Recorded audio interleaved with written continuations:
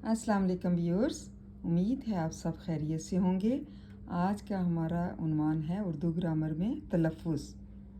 तलफ़्फ़ुज़ किसे कहते हैं, इसकी तारीफ़ पढ़ते हैं।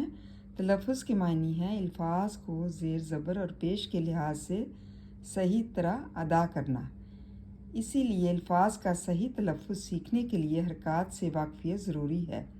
हरकत इन अलामात को कहते हैं जो अल्फाज का तलफ़्फ़ुज़ वाज़े करने के लिए इनके मुख्तलिफ़ हरूफ पर लगाई जाती है। नंबर 1 है ज़बर। ये अलामत हर्फ के ऊपर लगाई जाती है। इस अलामत को फ़तहा भी कहते हैं।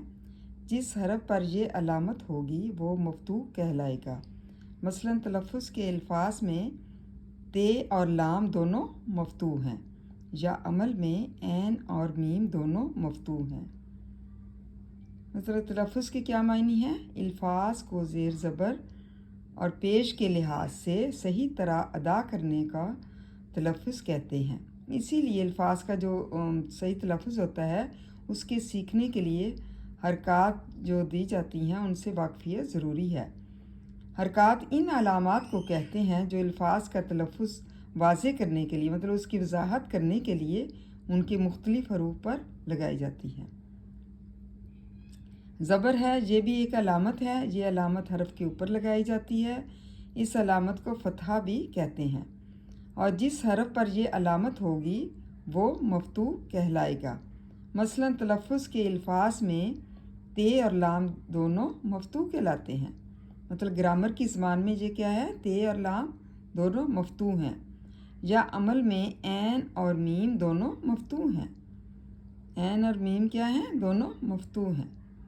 उम्मीद है आपको तलफ़्फ़ुज़ के मायने की समझ आ चुकी होगी कि तलफ़्फ़ुज़ जो है उसको क्या कहते हैं, और आपने इसका सही तरीके से जो है वो हरकत को भी समझ लिया होगा कि हरकत किसे कहते हैं। अल्फाज का तलफ़्फ़ुज़ वाज़े करने के लिए जो मुख्तलिफ़ हरूफ पर लगाई जाती हैं।